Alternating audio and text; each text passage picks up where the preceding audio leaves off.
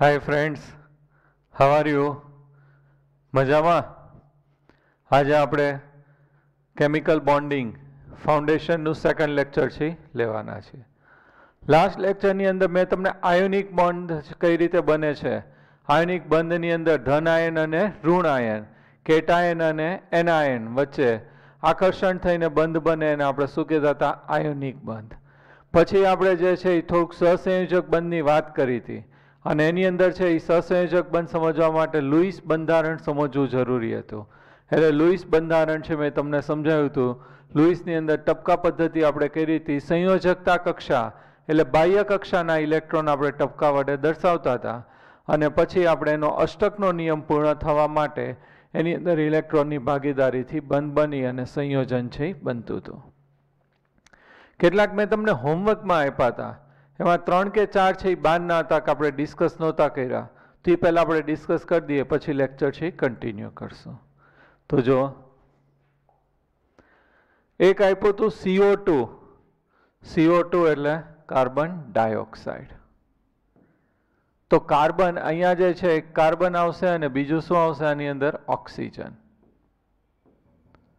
Carbon છે એની carbon છે એમાં કુલ કેટલા ઇલેક્ટ્રોન હોય? 6. તો પહેલી કક્ષા છે એની અંદર કેટલા ઇલેક્ટ્રોન આવશે? 2 અને બીજામાં 4. ઓક્સિજનમાં 8, પહેલામાં 2 અને બીજીમાં 6, બાહ્ય કક્ષામાં 6. તો આ કાર્બન છે એના ઇલેક્ટ્રોન થઈ ગયા 4 ઇલેક્ટ્રોન. હવે ઓક્સિજન, કાર્બનને અષ્ટક પૂર્ણ કરવા માટે કેટલા ઇલેક્ટ્રોન જોશે? 4. આપણે ઘણી બધી વાર કરી નાખ્યું. કાર્બનની સંયોજકતા કેટલી થાય? 4. હવે ઓક્સિજન જે છે એની સંયોજકતા કક્ષામાં કેટલા ઇલેક્ટ્રોન છે? 6. તો અહીંયા 1, 2, 3, 4, 5 અને 6. અહીંયા 1, 2, 3, 4, 5 અને 6. તો આ જે ઓક્સિજન પાસે 6 પોતાના અને 2 કાર્બનના આવ્યા એટલે કેટલા ઇલેક્ટ્રોન થઈ ગયા? 8. અષ્ટક છે લાગુ પડી ગયું. આ ઓક્સિજન પાસે અહીંયા 8 ઇલેક્ટ્રોન, અષ્ટક છે લાગુ પડી ગયું. અને આ ઓક્સિજન પાસે બે બાજુ 4 ઇલેક્ટ્રોન, સોરી કાર્બન પાસે બંને બાજુ 4 ઇલેક્ટ્રોન એટલે કેટલા થઈ ગયા? 8. તો એમાંય અષ્ટક છે લાગુ પડી ગયું. તો દરેકની બાહ્ય કક્ષામાં સંયોજકતા કક્ષામાં કેટલા ઇલેક્ટ્રોન થઈ ગયા? 8. અહીંયા 2 ઇલેક્ટ્રોન યુગ્મ છે, અહીંયા 2 ઇલેક્ટ્રોન યુગ્મ. તો આ રીતે લખાય C double bond O, C double bond O. આ 2 ઇલેક્ટ્રોન યુગ્મ છે એ ક્યાંય પ્રક્રિયામાં ભાગ લેતા નથી. તો આ જે છે ને શું કહેવામાં આવે છે? અબંધકારક ઇલેક્ટ્રોન યુગ્મ. આ જે છે એ બંધ બનાવે એટલે બંધકારક કહેવાય અને આને શું કહેવામાં આવે છે? અબંધકારક ઇલેક્ટ્રોન યુગ્મ. ક્લિયર? તો આ કોનું બંધારણ થઈ ગયું? CO2. કેટલાને થયું હતું? Very good. હવે એક આપ્યું હતું CCl4, કાર્બન ટેટ્રાક્લોરાઇડ. CCl4. તો CCl4 છે એની અંદર કાર્બન અને ક્લોરીન વચ્ચે બંધ બને છે. ક્લોરીન, કાર્બન પરમાણુ ક્રમાંક 6, તો ઇલેક્ટ્રોન 2 અને કેટલા આવશે? 4. ક્લોરીન છે એ કેટલો આવશે? 17. તો 2, 8 અને 7. આની સંયોજકતા કક્ષામાં 4 અને અહીંયા કેટલા છે? 7. ક્લિયર? આટલું તો આપણને આવડે જ છે, બરોબર? હવે કાર્બનના 4 ઇલેક્ટ્રોન 1, 2, 3, 4. ક્લોરીનના છે એ કેટલા આવશે? 7.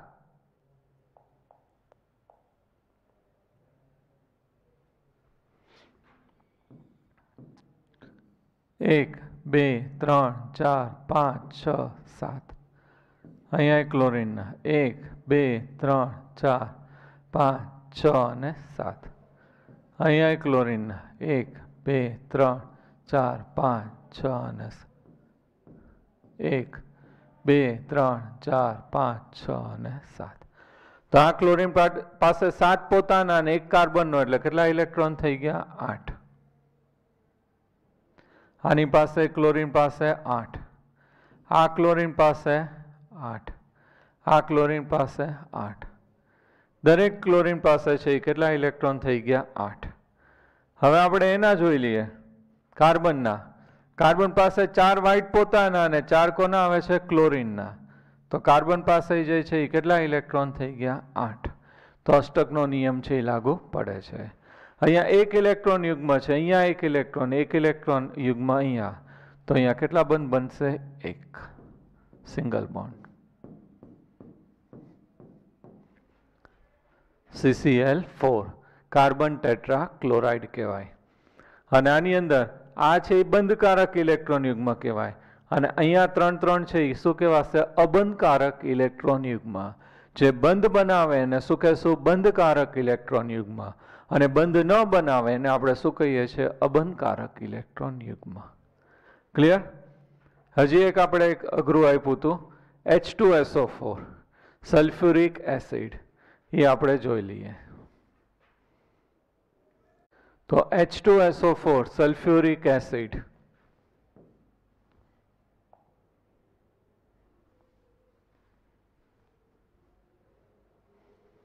ખાસ ધ્યાનથી જોજો. H2SO4 sulphuric acid. આમાં સેન્ટ્રલ એટમ વચ્ચેનો પરમાણુ કયો હોય? સલ્ફર. એની આજુબાજુ બધું જોડાયેલું હોય. ખાસ ધ્યાનથી જોજો, ખાસ બહુ અગત્યનું છે, અને 12થમાં નીટમાં બધી જગ્યાએ પૂછાયેલું છે. તો સલ્ફર છે એનો પરમાણુ ક્રમાંક 16, ઇલેક્ટ્રોન 2 8 અને કેટલા આવશે? 6.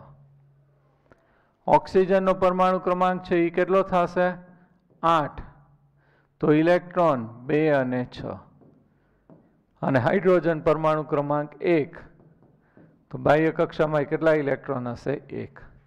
સલ્ફર અને ઓક્સિજનની બાહ્ય કક્ષામાં કેટલા ઇલેક્ટ્રોન આવશે? 6 6, અને હાઇડ્રોજનમાં 1. હવે સલ્ફર છે એના ઇલેક્ટ્રોન, સલ્ફર બાહ્ય કક્ષામાં કેટલા ઇલેક્ટ્રોન છે? 6. તો આ 1 2 3 4 5 અને 6 થઈ ગયા. હવે સલ્ફર છે 2 ઓક્સિજન અને 4 હાઇડ્રોજન સાથે જોડાય છે. 4 ઓક્સિજન અને 2 હાઇડ્રોજન સાથે જોડાય છે, H2SO4. તો અહીંયા જે છે સલ્ફર જે છે એને આપણે બંધ છે ઓક્સિજન સાથે બનાવીએ, તો અહીંયા જે છે ઓક્સિજન છે એ જોડાશે. આ રીતે લખું છું સમજાવવા માટે. સલ્ફર 1 2 3 4 5 6.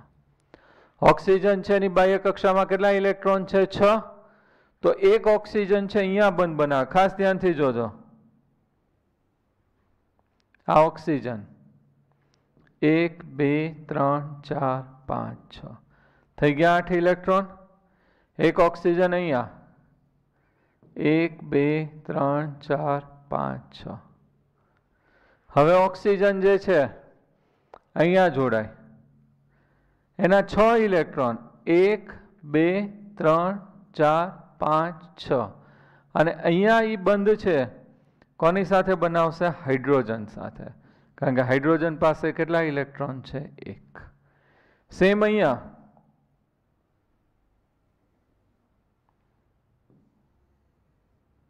1 2 3 4 5 અને 6, અને અહીંયા હાઇડ્રોજન થઈ ગયું. આ રીતે તો અહીંયા સલ્ફર જો એની આજુબાજુ અહીંયા જે છે ઇલેક્ટ્રોન જે છે એ અષ્ટક છે, એ સલ્ફર છે એની અંદર કેટલા થાય છે? જો 2 4 6 8, બરાબર. અને અહીંયા જે છે આ 2 2 આવે એટલે વધી ગયા, પરંતુ ઓક્સિજન છે એની અંદર અષ્ટકનો નિયમ છે એ લાગુ પડે છે. 2 4 6 અને 8, આ બાજુ 2 4 6 અને 8, તો એ બંને માટે અષ્ટકનો નિયમ છે લાગુ પડી ગયો. આ ઓક્સિજન માટે 8 ઇલેક્ટ્રોન થઈ ગયા, આના માટે 8 ઇલેક્ટ્રોન થઈ ગયા, પરંતુ સલ્ફર માટે 8 ઇલેક્ટ્રોન છે એ નથી થતા. ત્યાં ઇલેક્ટ્રોન છે એ શું થઈ જશે? વધી જશે. તો અહીંયા જે છે અષ્ટકનો નિયમ સલ્ફરને લાગુ નથી પડતો, બાકીના બધા ઓક્સિજનને લાગુ પડે. હાઇડ્રોજન તો બાહ્ય કક્ષામાં 2 જ આવે, એટલે હાઇડ્રોજનમાં તો 2 2 છે જ. આને લખો હોય તો અહીંયા 2 ઇલેક્ટ્રોન યુગ્મ છે, તો sulphur S double bond O, double bond O. અહીંયા એક બંધ અને આ બાજુ એક બંધ. એક ઇલેક્ટ્રોન યુગ્મ અહીંયા 2 વચ્ચે, એક અહીંયા OH, OH. તો અહીંયા સલ્ફરમાં આ રીતે છે બંધ બનશે, H2SO4. ક્લિયર? તો અહીંયા જે છે H2SO4 છે આ રીતે બને અને આ એનું છે શું થશે? લુઈસ બંધારણ. ક્લિયર? તો હવે આપણે એની મર્યાદા જ અભ્યાસ કરવાનો છે કે ભાઈ અહીંયા છે અષ્ટકનો નિયમ ઓક્સિજન માટે લાગુ પડે છે પરંતુ સલ્ફર માટે લાગુ પડતો નથી. ત્યાં અષ્ટકનો નિયમ છે વિચલિત થાય છે. તો હવે આપણે અષ્ટકના નિયમ છે એની મર્યાદા છે એનો અભ્યાસ કરશું. ક્લિયર? તો આ કોનું બંધારણ થઈ ગયું? H2SO4. લુઈસ બંધારણ છે આપણે ડ્રો કર્યું. ક્લિયર? અષ્ટકના નિયમનો અપવાદ. અણુ કે જેઓ 8 કરતાં ઓછા અથવા 8 કરતાં વધારે વધુ મધ્યસ્થ પરમાણુ ધરાવતા હોય છે તેઓ અષ્ટકના નિયમનું વિચલન તરીકે માન્ય કરવામાં આવે છે. અષ્ટક અપૂર્ણ અષ્ટક અથવા તો સંકુચિત અષ્ટક કહેવામાં આવે છે. અણુ કે જેનો મધ્યસ્થ પરમાણુ તેની સંયોજકતા કોષમાં 8 કરતાં ઓછા ઇલેક્ટ્રોન ધરાવે છે. ઉદાહરણ આપ્યું છે BF3 અને અહીંયા કરેક્શન છે BA નહીં આવે પણ શું આવશે? BeCl2. BaCl2 માં તો આયોનિક બંધ બને Ba+ અને 2Cl-. પણ અહીંયા કયું હશે? BeCl2. તો અહીંયા આપણે જોઈ લઈએ આની અંદર જે છે અષ્ટક પૂર્ણ નથી થતો, ફ્લોરિનમાં થાય છે. તો ચેક કરી લઈએ BF3 અને બીજું કયું છે? BeF2 અથવા BeCl2. BF3 બોરોન પરમાણુ ક્રમાંક કેટલો થશે? 5. ઇલેક્ટ્રોન 2 અને 3. બાહ્ય કક્ષામાં કેટલા આવશે? 3. ફ્લોરિન પરમાણુ ક્રમાંક 9. ઇલેક્ટ્રોન 2 અને 7. બાહ્ય કક્ષામાં 7. તો અહીંયા બોરોન છે એના 5 ઇલેક્ટ્રોન 1, 2, 3, 4 અને 5. હવે એની સાથે ફ્લોરિન છે એ જોડાય તો ફ્લોરિન બાહ્ય કક્ષામાં કેટલા છે? 7. 1, 2, 3, 4, 5, 6, 7.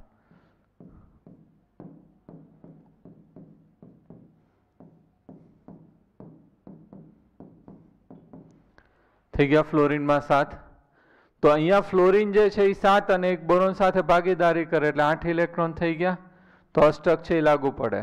આ ફ્લોરિન માટે અષ્ટકનો નિયમ લાગુ પડે. આ ફ્લોરિન માટે અષ્ટકનો નિયમ છે એ લાગુ પડે. અને અહીંયા જે છે ફક્ત શું છે? બોરોન.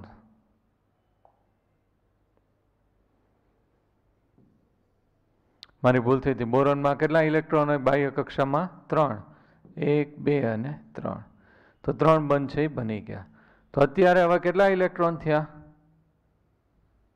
6 થઈ ગયા. 2, 4 અને 6. ઓકે, ઓલો નહીં આવે કારણ કે 3 જ છે ને. 1, 2 અને 3 ભાગીદારી થઈ ગઈ. તો બાહ્ય કક્ષામાં બોરોનમાં અત્યારે બંધ બનીને સહસંયોજક બંધ બનીને કેટલા ઇલેક્ટ્રોન થયા? 6. તો બોરોન માટે અષ્ટકનો નિયમ લાગુ નથી પડતો પરંતુ ફ્લોરિન માટે અષ્ટકનો નિયમ લાગુ પડે છે. BeCl2 અથવા BeF2 તમે ગમે લ્યો કારણ કે બધા હેલોજન સમૂહ છે એની ઇલેક્ટ્રોન બાહ્ય રચના કેવી આવે? સમાન જ આવે. બેરેલિયમ છે એનો પરમાણુ ક્રમાંક 4 તો ઇલેક્ટ્રોન 2 અને 2 બાહ્ય કક્ષામાં. ક્લોરીન 17 2, 8 અને 7 એની બાહ્ય કક્ષામાં કેટલા ઇલેક્ટ્રોન છે? 7. તો બેરેલિયમ એની બાહ્ય કક્ષામાં 2 ઇલેક્ટ્રોન, એક અહીંયા અને એક અહીંયા. ક્લોરીનમાં 7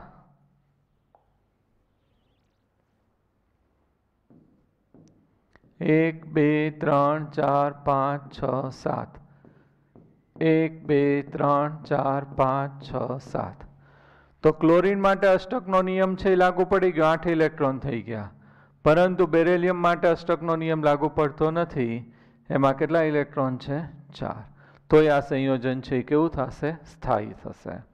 તો અહીંયા અષ્ટકનો નિયમ લાગુ નથી પડતા, 8 ઇલેક્ટ્રોન કરતાં ઓછા હોય તો પણ સંયોજન છે એ કેવું થાય છે? સ્થાયી થાય છે. ઓકે,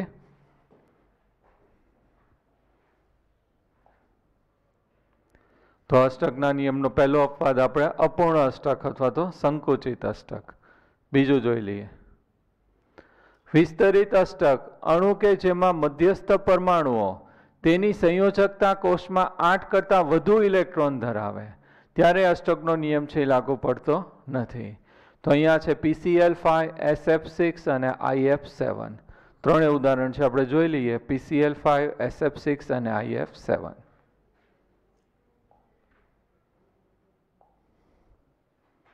તો PCl5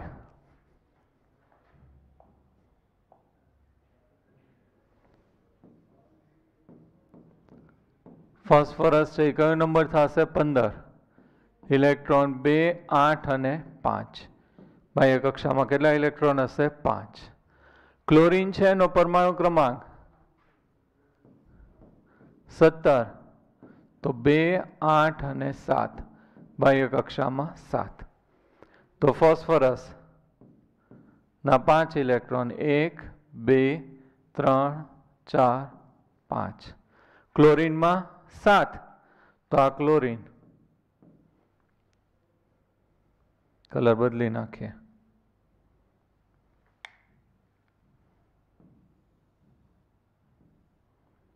એક, 2, 3, 4, 5, 6 અને 7. ક્લોરીન 1, 2, 3, 4, 5, 6 અને 7. 2, 3, 4, 5, 6 અને 7. ક્લોરીન 1, 2, 3, 4, 5, 6 અને 7. આ ક્લોરીન. તો હવે જો ક્લોરીન છે, માસ્ટકનો નિયમ લાગુ પડી ગયો. થઈ ગયા દરેક ક્લોરીન પાસે કેટલા ઇલેક્ટ્રોન થઈ ગયા? 8. 7 પોતાના અને 1 ફ્લોરીનનો, ક્લોરીનનો, સોરી ફોસ્ફરસનો. 7 ક્લોરીનના પોતાના અને 1 ફોસ્ફરસનો. ફોસ્ફરસ પાસે 5 પોતાના અને દરેક ક્લોરીનનો 1 ઇલેક્ટ્રોન આવે. તો કેટલા ઇલેક્ટ્રોન થઈ ગયા? 10. તો અહીંયા પોતાની પાસે 10 ઇલેક્ટ્રોન થઈ ગયા. મીન્સ કે અહીંયા અષ્ટકનો નિયમ કરતા ઇલેક્ટ્રોન વધી ગયા, તોય સંયોજન છે કેવું થશે? સ્થાયી થશે. ઓકે. SF6 સલ્ફર છે, એનો પરમાણુ ક્રમાંક 16. તો ઇલેક્ટ્રોન 2, 8 અને 6. બાહ્ય કક્ષા સંયોજકતા કક્ષામાં કેટલા ઇલેક્ટ્રોન આવશે? 6. ફ્લોરીન પરમાણુ ક્રમાંક 9, ઇલેક્ટ્રોન 2 અને 7. બાહ્ય કક્ષામાં કેટલા ઇલેક્ટ્રોન આવશે? 7. તો સલ્ફર એના 6 ઇલેક્ટ્રોન 1, 2, 3, 4, 5, 6. ફ્લોરીનના 7.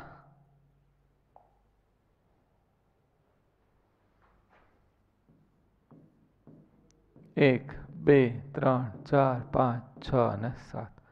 આ ફ્લોરીન 7. આ ફ્લોરીન 7. ફ્લોરીન 7.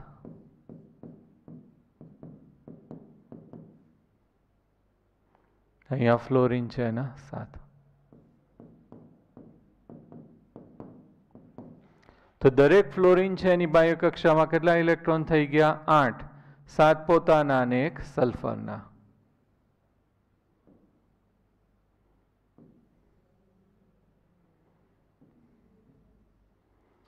હવે સલ્ફરમાં તો 6 પોતાના અને 6 દરેક ફ્લોરીનના 1 એટલે કેટલા થઈ ગયા? 12.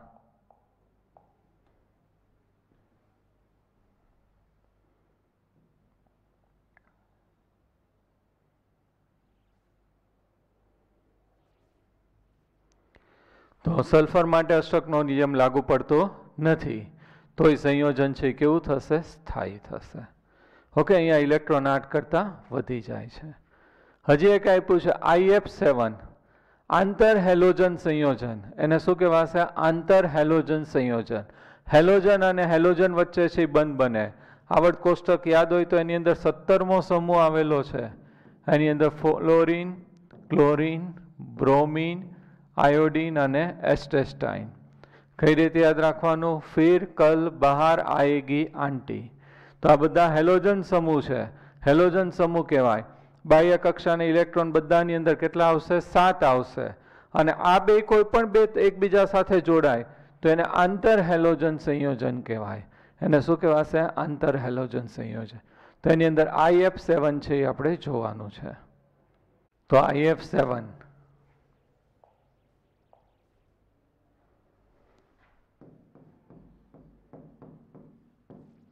આ હેલોજન સમૂહ છે તો એની અંદર પરમાણુ ક્રમાંક છે એનો 53 થશે. હેલોજન સમૂહ બધામાં બાહ્ય કક્ષામાં 7 ઇલેક્ટ્રોન જ આવે તો આયોડિન છે એની બાહ્ય કક્ષામાં કેટલા ઇલેક્ટ્રોન થશે? 7. ફ્લોરિન 9 નંબર તેમાંય બાહ્ય કક્ષામાં 2 અને 7 એટલે કેટલા થશે? 7. આમાંય 2, 8, 18 રીતે તમે ગોઠવતા જાઓ તો બાહ્ય કક્ષામાં કેટલા આવશે? 7. તો કોઈ પણ હેલોજન સમૂહ છે એની બાહ્ય કક્ષામાં કેટલા લઈ લેવાના? 7 ડાયરેક્ટ. તો હવે આ આયોડિન છે એની બાહ્ય કક્ષામાં 7 ઇલેક્ટ્રોન છે. 1, 2, 3, 4, 5, 6 અને 7. એની સાથે ફ્લોરિન છે તો ફ્લોરિન છે એની બાહ્ય કક્ષામાં કેટલા છે? 7 એમાંય.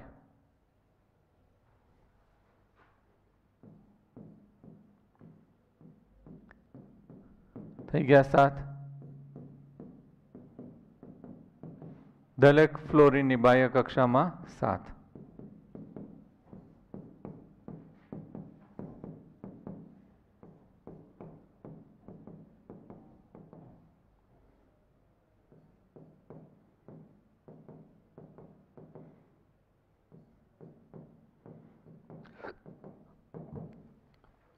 તો દરેક ફ્લોરિન માટે અષ્ટકનો નિયમ લાગુ પડે છે. 7 ઇલેક્ટ્રોન પોતાના અને 1 આયોડિનનો.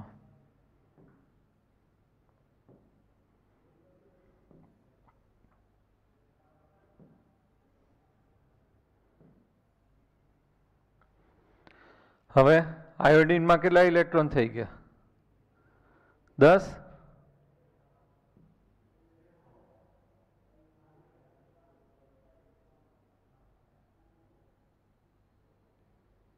આ રીતે. તો આયોડિન માટે અષ્ટકનો નિયમ નથી લાગુ પડતો. ઇલેક્ટ્રોન છે એની અંદર 10 નહીં પણ કેટલા થશે? 14 થશે. 2, 4, 6, 8, 10, 12 અને 14. તો આયોડિન છે એની બાહ્ય કક્ષામાં 14 ઇલેક્ટ્રોન થઈ ગયા. તો એ કેવું છે? સ્થાયી છે. તો આ દરેક જગ્યાએ અષ્ટકનો નિયમ લાગુ નથી પડતો તો પણ સંયોજન છે એ કેવું છે? સ્થાયી છે. ક્લિયર? તો આ રીતે છે આપણને એના અપવાદ ઉપરથી પણ આવડવું જોઈએ. હવે આપણે સહસંયોજક બંધ કરીએ છીએ. સહસંયોજક બંધ કોને કહેવાશે? સમાન ઇલેક્ટ્રોનની ભાગીદારીથી જે બંધ બને એવા બંધને આપણે શું કહેશું? સહસંયોજક બંધ. બે પરમાણુ છે એકબીજા સાથે જોડાય ત્યારે બંનેના સમાન ઇલેક્ટ્રોનની ભાગીદારીથી જે બંધ બને એને શું કહેવામાં આવે છે? સહસંયોજક બંધ. આપણે આ રીતે દર્શાવીએ. H2 અણુ બને તો H2 અણુ છે બનશે એની અંદર 2 હાઇડ્રોજન પરમાણુ છે એ જોડાશે. આ હાઇડ્રોજન છે એની બાહ્ય કક્ષામાં 1 ઇલેક્ટ્રોન, આની બાહ્ય કક્ષામાં 1 ઇલેક્ટ્રોન અને બંનેના 1-1 ઇલેક્ટ્રોનની ભાગીદારીથી જે બંધ બને એને આપણે શું કહેશું? સહસંયોજક બંધ. સમાન ઇલેક્ટ્રોનની ભાગીદારીથી જે બંધ બને એને શું કહેવામાં આવે છે? સહસંયોજક બંધ. Cl2 માં બને આ રીતે.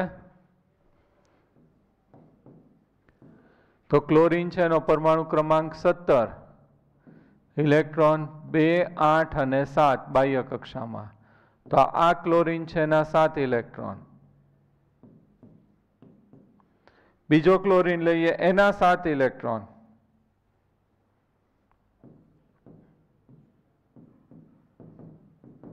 બંનેમાં જો અષ્ટકનો નિયમ લાગુ પડે છે. આમાંય 8 થઈ ગયા ને આમાંય 8 થઈ ગયા અને સમાન ઇલેક્ટ્રોનની ભાગીદારીથી બંધ બન્યો એટલે આવા બંધને આપણે શું કહીએ છીએ? સહસંયોજક બંધ. HCl લઈએ તો ક્લોરીનમાં તો બાહ્ય કક્ષામાં કેટલા ઇલેક્ટ્રોન આપણે કીધા? 7 અને 1 ઇલેક્ટ્રોન છે આપણે કોનો આવશે? હાઇડ્રોજનનો. તો આ જે છે એ શું કહેવાય? સહસંયોજક બંધ. તો સમાન ઇલેક્ટ્રોનની ભાગીદારીથી જે બંધ બને એવા બંધને આપણે શું કહીએ છીએ? સહસંયોજક બંધ. ક્લિયર? તો સમાન ઇલેક્ટ્રોનની ભાગીદારીથી જે બંધ બને એવા બંધને આપણે શું કહીએ છીએ? સહસંયોજક બંધ. હવે આપણે ગ્રાફ ઉપરથી સહસંયોજક બંધ બને ત્યારે જે ઉષ્માનો ફેરફાર થાય છે એ આપણે જોઈએ. તો 2 હાઇડ્રોજન પરમાણુ આપણે H2 ની અંદર સમજીએ તો H2 અણુ છે એ કઈ રીતે બનશે? 2 હાઇડ્રોજન પરમાણુ છે એ જોડાશે. તો આ 2 હાઇડ્રોજન પરમાણુ વચ્ચે અંતર છે એ કેવું છે? વધારે છે. તો જ્યારે બંધ બનાવવા માટે બંને પાસે 1-1 ઇલેક્ટ્રોન હોય ત્યારે એ બંધ બનાવવા માટે એકબીજાની નજીક આવશે. હવે ખાસ જોજો, નજીક આવશે ત્યારે એની અંદર આકર્ષણ બળે લાગતું હશે અને અપાકર્ષણ બળે લાગતું હશે. હાઇડ્રોજન છે એનો પરમાણુ ક્રમાંક 1 છે, એટલે કેન્દ્રમાં શું હોય? 1 પ્રોટોન +1 વીજભાર અને 1 ઇલેક્ટ્રોન છે અહીંયા શું થશે? ફરતો હોય. એ રીતે બીજો હાઇડ્રોજન પરમાણુ છે, એના કેન્દ્રમાં શું હશે? 1 પ્રોટોન એટલે ધન વીજભાર +1 અને 1 ઇલેક્ટ્રોન છે અહીંયા ફરતો હશે. હવે જ્યારે બંધ બનાવવા એકબીજાની નજીક આવશે ત્યારે ખાસ ધ્યાન રાખજો, બંને બંધ બનાવવા માટે એકબીજાની નજીક આવશે ત્યારે આ ઇલેક્ટ્રોન ઇલેક્ટ્રોન વચ્ચે શું થશે? અપાકર્ષણ થશે. એવી જ રીતે આ પ્રોટોન અને પ્રોટોન વચ્ચે શું થશે? અપાકર્ષણ થશે. પરંતુ આ પ્રોટોન અને આના ઇલેક્ટ્રોન, આ પ્રોટોન અને આના ઇલેક્ટ્રોન, એ બે વચ્ચે શું થશે? આકર્ષણ થશે. તો પ્રોટોન અને ઇલેક્ટ્રોન વચ્ચે આકર્ષણ થશે. ક્લિયર? તો અહીંયા બંધ બનાવવા જ્યારે એકબીજાની નજીક આવે ત્યારે આના ઇલેક્ટ્રોન અને આના ઇલેક્ટ્રોન વચ્ચે શું થશે? અપાકર્ષણ. આ પ્રોટોન ધન વીજભાર અને ધન વીજભાર સમાન વીજભારવાળા આયનો એકબીજાની નજીક આવે તો શું થાય? અપાકર્ષણ થાય. પરંતુ જ્યારે નજીક આવે તો આ પ્રોટોન પોતાના ઇલેક્ટ્રોનને તો આકર્ષે જ, પણ બાજુવાળાના ઇલેક્ટ્રોનને શું કરશે? આકર્ષે. આ પ્રોટોન પોતાના ઇલેક્ટ્રોન ફરતો એને આકર્ષે, પણ આને શું કરશે? આકર્ષે. એટલે આ ઇલેક્ટ્રોન છે, પ્રોટોન પોતાના ઇલેક્ટ્રોનને તો આકર્ષતું જ હોય, પણ આને શું કરશે? આકર્ષે. એ રીતે આ પ્રોટોન પોતાના ઇલેક્ટ્રોનને તો આકર્ષતું જ હોય, પણ આ ઇલેક્ટ્રોનને શું કરશે? આકર્ષશે. એટલે બંને બાજુ છે આ રીતે આકર્ષણ બળ છે એ લાગશે. અને એ આકર્ષણ બળ છે અપાકર્ષણ બળ કરતાં કેવું થઈ જશે? વધી જાય. તો આ રીતે બંને અત્યારે આપણે જે છે એની પોટેન્શિયલ એનર્જી છે, સ્થિતિજ ઉર્જા આપણે કેવી લીધી છે? 0 લીધી છે. બંને એકબીજાની નજીક આવે એટલે સ્થિતિજ ઉર્જા છે એ શું થશે? ઘટશે. જેમ નજીક આવતા જાય એમ શું થશે? ઘટતી જાય. અને આ એક બિંદુ એવું મળશે કે ન્યૂનતમ મળશે. અહીંયા બે હાઇડ્રોજન પરમાણુ વચ્ચે અંતર કેવું છે? વધારે. આ સ્થળ ઉપર બે એકબીજાના કેવા આવશે? નજીક આવશે. અને અહીંયા બે ઉપર આ રીતે સંમિશ્રણ થઈને શું થશે? સહસંયોજક બંધ છે બનાવશે. હાઇડ્રોજન પરમાણુ છે એ મેં એનો આકાર શીખવાડી દીધો છે, હજુ નેક્સ્ટ લેક્ચરમાં શીખવાડીશ. ઇલેક્ટ્રોન રચના 1s1 એટલે S કક્ષક છે એનો આકાર છે આવો કેવો હશે? વર્તુળાકાર. તો બે વર્તુળાકાર એકબીજાની નજીક આવી અને આ રીતે છે એ ઓવરલેપિંગ થઈ અને બંધ છે એ બનશે. તો અહીંયા જે છે એની ઉર્જા છે એ કેવી હશે? ન્યૂનતમ હશે. અને આ બે વચ્ચેનું જે અંતર હોય, બેના કેન્દ્ર વચ્ચેનું અંતર, આ હાઇડ્રોજન પરમાણુ અને આ જે અંતર હોય એને શું કહેવામાં આવે છે? બંધ લંબાઈ. તો આની બંધ લંબાઈ છે કેટલી મળે છે? 0.074 nm નેનોમીટર. ક્લિયર? પછી છે અહીંયા આ પાછું શું થશે? હજી વધારે જો એકબીજાની નજીક આવે તો આ રીતે પોટેન્શિયલ એનર્જી છે એ શું થશે? વધશે. એમ એની સ્થિરતા છે એ કેવી થશે? ઓછી થશે. અહીંયા એની સ્થિરતા કેવી હશે? સૌથી વધારે. અને અહીંયા જે છે એ સ્થાયી H2 અણુ છે એ બનશે. તો આ રીતે સહસંયોજક બંધ છે એ બને. તો આપણને એ ખબર હોવી જોઈએ કે આકર્ષણ બળ કયા લાગે છે અને અપાકર્ષણ બળ. આકર્ષણ તો બંનેના ઇલેક્ટ્રોન ઇલેક્ટ્રોન વચ્ચે, પ્રોટોન પ્રોટોન વચ્ચે કયા બળ લાગશે? અપાકર્ષણ બળ. અને આનો પ્રોટોન છે એ પોતાના અને બાજુવાળાના ઇલેક્ટ્રોનને આકર્ષે. આ પ્રોટોન પોતાના અને બાજુવાળાના ઇલેક્ટ્રોનને આકર્ષે. તો એ પ્રોટોન અને ઇલેક્ટ્રોન વચ્ચે કયું બંધ થઈ જશે? આકર્ષણ બળ. ક્લિયર? અને અહીંયા અપાકર્ષણ બળ કરતાં આકર્ષણ બળ છે એ વધારે હોય ત્યારે સ્થાયી અણુ છે એ બનશે. એટલે અહીંયા જે છે અંતર વધારે છે, નજીક આવે એમ એની આ સ્થિતિજ ઉર્જા છે એ ઘટશે. અને આ એક બિંદુ એ છે સૌથી ઓછી ઉર્જા હશે, ત્યાં સૌથી વધારે સ્થાયી હશે. એનાથી વધારે નજીક આવે તો પાછું શું થઈ જશે? અપાકર્ષણ બળ છે એ વધવા માંડે અને સ્થિતિજ ઉર્જા વધશે. ક્લિયર? સિમ્પલ છે. ખાલી એટલું આપણને ખબર હોવી જોઈએ. ક્લિયર? હવે સહસંયોજક બંધ છે બે પ્રકારના થશે, એક ધ્રુવીય અને બીજું કયું થશે? અધ્રુવીય. તો અહીંયા આપણે સહસંયોજક બંધ છે એ સમજાવીએ.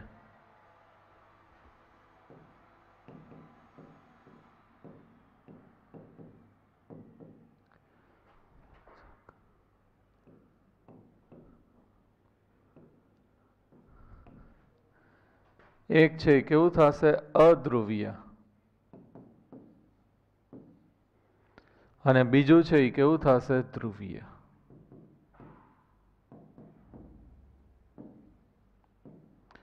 તો સહસંયોજક બંધ છે બે પ્રકારના થશે, અધ્રુવીય અને કેવું થશે ધ્રુવીય।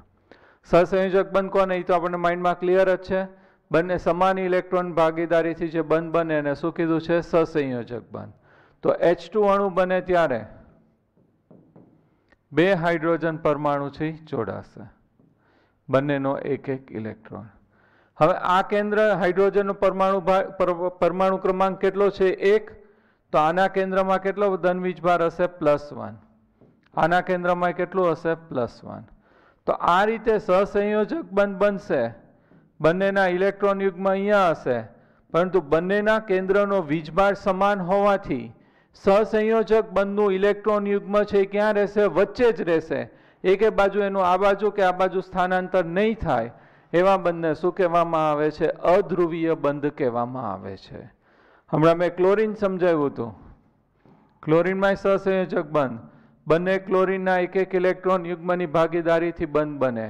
ક્લોરીન છે એનો પરમાણુ ક્રમાંક કેટલો છે 17, પરમાણુ ક્રમાંક 17 હોય તો કેન્દ્રમાં વીજભાર છે એ કેટલો થશે +17, પ્રોટોન કેટલા હોય 17, તો આનો વીજભાર આ સહસંયોજક બંધ ઇલેક્ટ્રોન યુગ્મ અહીંયા, આનો વીજભાર +17, આના કેન્દ્રનો વીજભાર કેટલો થશે +17, કારણ કે ક્લોરીન છે એનો પરમાણુ ક્રમાંક કેટલો હોય 17, તો કેન્દ્રમાં કેટલા પ્રોટોન હોય 17। તો બંને બાજુથી આકર્ષણ બળ આ ઇલેક્ટ્રોનને આકર્ષે, આ બે ઇલેક્ટ્રોન સહસંયોજક બંધને, આ અહીંયાનો ધન વીજભાર પ્રોટોન ઇલેક્ટ્રોનને આકર્ષે, પણ બંને બાજુનું આકર્ષણ બળ છે એ સમાન હોય તો ઇલેક્ટ્રોન યુગ્મ ક્યાં રહેશે વચ્ચે જ રહેશે, એટલે આવા જે બંધ હોય એને શું કહેવામાં આવે છે અધ્રુવીય બંધ। હવે એની જગ્યાએ HCl લઈએ, હાઇડ્રોજનનો એક ઇલેક્ટ્રોન અને ક્લોરીનનો એક ઇલેક્ટ્રોન, તો હાઇડ્રોજન અને ક્લોરીન વચ્ચે આ સહસંયોજક બંધ અને આ એના ઇલેક્ટ્રોન। હાઇડ્રોજન પરમાણુ ક્રમાંક 1, તો કેન્દ્રમાં ધન વીજભાર છે કેટલો આવશે +1, આના કેન્દ્રમાં વીજભાર કેટલો આવશે +17, પ્રોટોન છે 17 હોય એટલે ધન વીજભાર છે એ કેટલો આવશે +17, આ +1 અને આ કેવું થશે +17, તો અહીંયા પ્રોટોનની સંખ્યા વધારે છે તો ઇલેક્ટ્રોનની પોતાની બાજુ વધારે આકર્ષશે, તો આ જે સહસંયોજક બંધના ઇલેક્ટ્રોન યુગ્મ છે વચ્ચે નહીં રહે પણ કઈ બાજુ સ્થાનાંતર થશે ક્લોરીન બાજુ જશે, એટલે થોડાક ક્લોરીન બાજુ ખસી ગયા હશે, અહીંયા આવી ગયા હોય આ રીતે। તો જે બાજુ જાય ઇલેક્ટ્રોન ત્યાં કયો વીજભાર આવે આંશિક ઋણ વીજભાર, અહીંયા આંશિક ધન વીજભાર।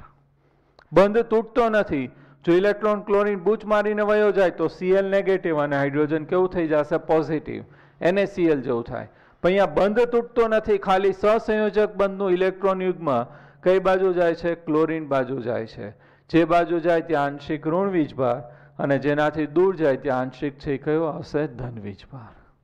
ક્લિયર? બહુ સરસ ઉદાહરણ આપો, વચ્ચે કેટરીના છે, એક બાજુ છે શાહરૂખ ખાન છે, એક બાજુ આમિર ખાન છે, તો બે બાજુ છે બળ સરખું જ લાગે, તો કેટરીના ક્યાં રહેશે વચ્ચે જ રહેશે, એકે બાજુ નહીં જાય। એવી રીતે અહીંયા બંનેના કેન્દ્રનો ધન વીજભાર છે એ સમાન છે તો ઇલેક્ટ્રોન યુગ્મ ક્યાં રહેશે વચ્ચે જ રહેશે, તો એ કેવું રહેશે અધ્રુવીય। હવે આ બાજુ છે એ આપણે આમિર ખાન રાખીએ, આ બાજુ સલમાન ખાન આવી ગયો, તો સલમાન ખાન આવી ગયો તો શું થશે એનું બળ છે બોડી વધારે હોય તો એ કેટરીનાને પોતાની બાજુ ખેંચશે, તો કેટરીના આ બાજુ થોડીક ખસશે પણ સલમાન ખાન આરે ભાગીને જ જાતી, નહીતર તો રણબીર કપૂર આવીને મારે, એટલે શું થશે ખાલી કેટરીના છે અહીંયા છે સલમાન ખાન છે એનો વીજભાર વધારે છે તો થોડીક સલમાન ખાન બાજુ આમ ખસશે અને આનાથી દૂર જાય તો અહીંયા જે બાજુ ખસે ત્યાં કેવો આવે ઋણ વીજભાર, જેનાથી દૂર જાય ત્યાં કેવો આવશે ધન વીજભાર, તો આ જે છે એ કેવું બનશે ધ્રુવીય। ક્લિયર? તો સમાન પરમાણુથી જ્યારે આવી રીતે સહસંયોજક બંધ બને ત્યારે એ કેવા હશે અધ્રુવીય, અને આવા જુદા જુદા પરમાણુથી સહસંયોજક બંધ બને ત્યારે બંનેના કેન્દ્રના વીજભાર છે એ જુદા જુદા હોય તો બંધ છે એ કેવો બનશે ધ્રુવીય। અને આ જે ધ્રુવીય બને એને દ્વિધ્રુવીય ચાકમાત્રા પણ કહેવામાં આવે છે, બે ધ્રુવ ઉત્પન્ન થયા ધન અને ઋણ। ક્લિયર? આપણે દ્વિધ્રુવીય ચાકમાત્રા છે એ ડિટેલમાં આવશે પછી, અત્યારે ખાલી શબ્દ આપણને ખબર હોવો જોઈએ। ક્લિયર? સાવ સિમ્પલ. સહસંયોજક બંધ કોને કહેવાશે? સમાન ઇલેક્ટ્રોનની ભાગીદારીથી જે બંધ બને એને આપણે શું કહેશું? સહસંયોજક બંધ. બંને બાજુ પરમાણુના કેન્દ્રનો ધન વીજભાર સમાન હોય તો ઇલેક્ટ્રોન યુગ્મ વચ્ચે જ રહે, તો એ કેવું રહેશે? અધ્રુવીય. અને એક બાજુ વધી જાય તો જે બાજુ ધન વીજભાર વધારે હોય એ બાજુ પર ઇલેક્ટ્રોન યુગ્મ ખસે. આ રીતે થોડુંક ખસશે પણ એની ભેગા વયો નથી જાતો, બંધ તૂટીને વયો જાય તો શું બને? H ઇલેક્ટ્રોન આપે એટલે ધન વીજભાર અને ક્લોરીન સ્વીકારે એટલે ઋણ વીજભાર. એવું નથી થતું, ખાલી આ બાજુ ખસે છે. જે બાજુ ખસે ત્યાં આંશિક ઋણ વીજભાર, જેનાથી દૂર જાય ત્યાં કેવો આવશે? આંશિક ધન વીજભાર. તો આવા બંધને આપણે શું કહીએ છીએ? ધ્રુવીય બંધ. ક્લિયર? હવે ત્રીજો પ્રકાર છે આપણે અભ્યાસ કરવાનો છે સહવર્ગ સહસંયોજક બંધ. તો તે ખાસ પ્રકારના સહસંયોજક બંધ છે. સહસંયોજક બંધની અંદર આપણે શું કીધું હતું? સમાન ઇલેક્ટ્રોનની ભાગીદારી થાય. અહીંયા સમાન ઇલેક્ટ્રોનની ભાગીદારી નહીં થાય. બંને પરમાણુ છે, બંને ઇલેક્ટ્રોન છે એક પરમાણુનો છે, બીજાનો એક પણ ઇલેક્ટ્રોન ન હોય, એવા બંધને શું કહેવામાં આવે છે? સહવર્ગ સહસંયોજક બંધ. બંને ઇલેક્ટ્રોન છે એક જ પરમાણુનો હોય, બીજાનો એક પણ ઇલેક્ટ્રોન ન હોય, ફક્ત ત્યાં આવીને પરમાણુ ઊભો રહે, તો એવો જે બંધ હોય એને શું કહેવામાં આવે છે? સહવર્ગ સહસંયોજક બંધ. તો તે ખાસ પ્રકારનો સહસંયોજક બંધ છે જેમાં ફક્ત એક જ પરમાણુ ભાગ લે છે અને ભાગીદારી માટેના ઇલેક્ટ્રોનની વહેંચણી કરે છે. પરમાણુ કે જે ઇલેક્ટ્રોન યુગ્મ ભાગીદારી માટે આપે છે તેને દાતા અને અન્ય પરમાણુ જ્યાં ભાગીદારીમાં રહેલા ઇલેક્ટ્રોન યુગ્મને સ્થાન પામે તેને ગ્રાહી પદાર્થ છે કહેવામાં આવે છે. જો આપણે ઉદાહરણ જોઈએ, NH3 NH3 નાઇટ્રોજન છે, એનો પરમાણુ ક્રમાંક છે કેટલો હોય? 7. તો ઇલેક્ટ્રોન 2 અને કેટલા આવશે? 5. હાઇડ્રોજન પરમાણુ ક્રમાંક 1, તો બાહ્ય કક્ષામાં કેટલો ઇલેક્ટ્રોન આવશે? 1.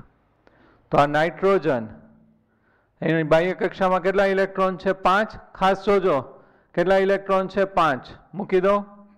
1 2 3 4 5. હાઇડ્રોજન કેટલા છે? 3. તો એક હાઇડ્રોજન અહીંયા સહસંયોજક બંધ બનાવશે, બીજો હાઇડ્રોજન અહીંયા, ત્રીજો હાઇડ્રોજન અહીંયા. અષ્ટકનો નિયમ નાઇટ્રોજન માટે થઈ ગયો. 8 ઇલેક્ટ્રોન થઈ ગયા. આ ઇલેક્ટ્રોનને બંધકારક ઇલેક્ટ્રોન યુગ્મ કહેવાય. બંધ બનાવે છે એટલે એને શું કહેવાશે? બંધકારક ઇલેક્ટ્રોન યુગ્મ. અને આ બંધ નથી બનાવતું એટલે એને શું કહેવામાં આવશે? અબંધકારક ઇલેક્ટ્રોન યુગ્મ. તો આ N H H H અબંધકારક ઇલેક્ટ્રોન યુગ્મ. ઓકે, આ 3 બંધકારક એક બંધથી દર્શાવી દીધા. હવે હાઇડ્રોજન H પોઝિટિવ. હાઇડ્રોજન છે એના કેન્દ્રમાં એક પ્રોટોન હોય, ન્યુટ્રોન 0, અને એક ઇલેક્ટ્રોન છે પહેલી કક્ષામાં હોય હાઇડ્રોજન. હવે હાઇડ્રોજન એક ઇલેક્ટ્રોન આપે એટલે કેવું થઈ જશે? H positive. એની પાસે એકે ઇલેક્ટ્રોન નથી, ભીખું થઈ ગયો. એક ઇલેક્ટ્રોન હતો, એક બૂચ મારીને વયું ગયું, કપડા કાઢીને વયું ગયું, એટલે ખાલી અહીંયા એક પ્રોટોન ફરતું હશે એટલે એને H પોઝિટિવ અથવા તો પ્રોટોન કહેવાશે. તો આ H પોઝિટિવ એટલે ભીખું હાઇડ્રોજન, એની પાસે એકે ઇલેક્ટ્રોન નથી. એક હતું એ કોકને એને દાન કરી દીધું, કોક બૂચ મારીને વયું ગયું, એવો H પોઝિટિવ ભીખો અહીંયા આવીને ઊભો રહેશે.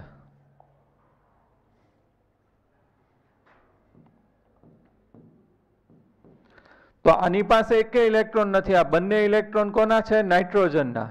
તો નાઇટ્રોજન શું કરશે?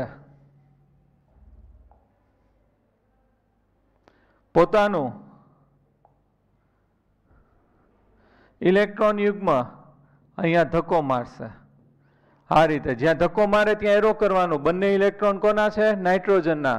કઈ બાજુ ધક્કો મારે છે? હાઇડ્રોજન બાજુ. હાઇડ્રોજનનો એકે ઇલેક્ટ્રોન નથી. તો આ H પોઝિટિવ છે આખા ઉપર પ્રસરી જાય. તો આ સહસંયોજક બંધ, આ સહસંયોજક બંધ, આ સહસંયોજક બંધ, અને આ કયું આવશે? સહવર્ગ સહસંયોજક બંધ. અહીંયા બંને ઇલેક્ટ્રોન છે એ કોના છે? નાઇટ્રોજનના.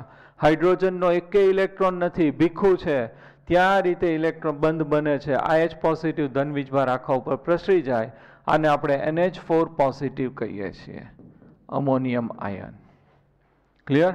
તો આમાં 3 છે એ સહસંયોજક બંધ, અને એક કયો આવશે? સહવર્ગ સહસંયોજક બંધ બને છે. કેટરીના આપણે હમણાં લઈ આવ્યા હતા, તો કેટરીનાની બાજુમાં ઊભો રહી જાઓ ઓટોગ્રાફ લેવા અથવા સેલ્ફી લેવા, તો શું થશે, અમારી વચ્ચે છે એ સહવર્ગ સહસંયોજક બંધ થઈ ગયો. મારી વાઈફ નથી થઈ જતી, ખાલી ફોટો પડાવીને હાલતા થઈ જવાનું, પછી તું મારી બેન ને હું તારો ભાઈ. બરાબર? નાકરાણી સરની મર્સિડીઝ પડી હોય, બાજુમાં ઊભા રહીને આપણે સેલ્ફી પડાવી લઈએ, તો મર્સિડીઝ આરે ઊભા રહીને સેલ્ફી પડે, પણ મર્સિડીઝ આપણી નથી થઈ જતી. એની જેમ મર્સિડીઝ તો કોની રહેશે? નાકરાણી સરની જ. એવી રીતે અહીંયા બંને ઇલેક્ટ્રોન યુગ્મ છે એ કોના છે? નાઇટ્રોજનના. હાઇડ્રોજનનો એક પણ ઇલેક્ટ્રોન નથી, પણ એ ભીખું ખાલી અહીંયા આવીને ઊભો રહે છે. એટલે આ બે ઇલેક્ટ્રોન છે આમ ગોઠવશે, એટલે એક અહીંયા ને એક અહીંયા ગણાય. એટલે એરો જે બાજુ ઇલેક્ટ્રોન આપતો એ બાજુ કરવાનો. એટલે અહીંયા ઇલેક્ટ્રોન દાતા કોણ થશે? નાઇટ્રોજન. ઇલેક્ટ્રોન સ્વીકારનાર છે એ કયો થશે? હાઇડ્રોજન. અને કયો બંધ બનશે? સહવર્ગ સહસંયોજક બંધ. ક્લિયર? એને એરો વડે દર્શાવાય છે. હજી એક ઉદાહરણ એ લોકોએ આપ્યું છે. આ NH3 અને BF3. NH3 સાથે એ લોકોએ શું લીધું છે? BF3.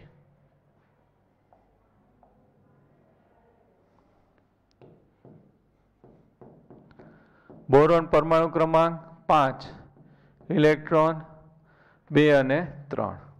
તો આ બોરોન છે એની બાહ્ય કક્ષામાં કેટલા ઇલેક્ટ્રોન છે? 3. ફ્લોરિન પરમાણુ ક્રમાંક 9, ઇલેક્ટ્રોન 2 અને 7. બાહ્ય કક્ષામાં કેટલા ઇલેક્ટ્રોન હશે? 7. તો અહીંયા 7 ઇલેક્ટ્રોન ફ્લોરિનના.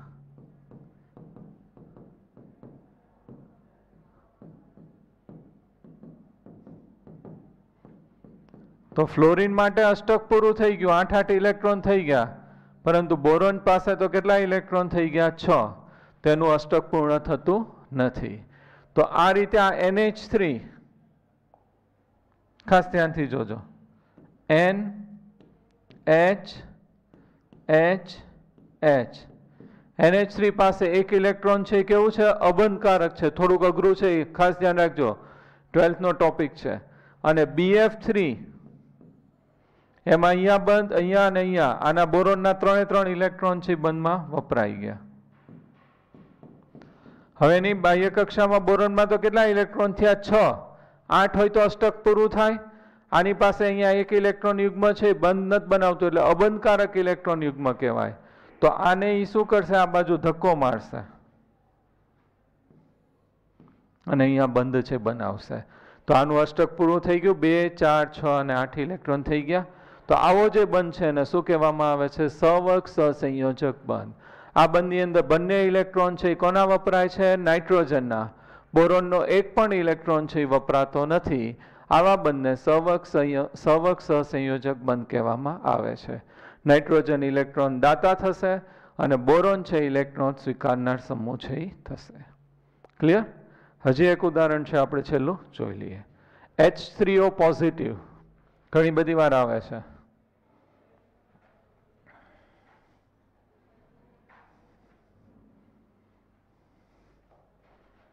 H2O. તો H2O કઈ રીતે બને? ઓક્સિજન છે એનો પરમાણુ ક્રમાંક 8, ઇલેક્ટ્રોન 2 અને 6.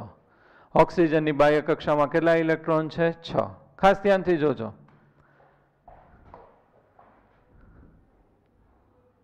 એક, બે, 3, 4, 5, 6. હવે એ હાઇડ્રોજન સાથે સહસંયોજક બંધ બનાવે.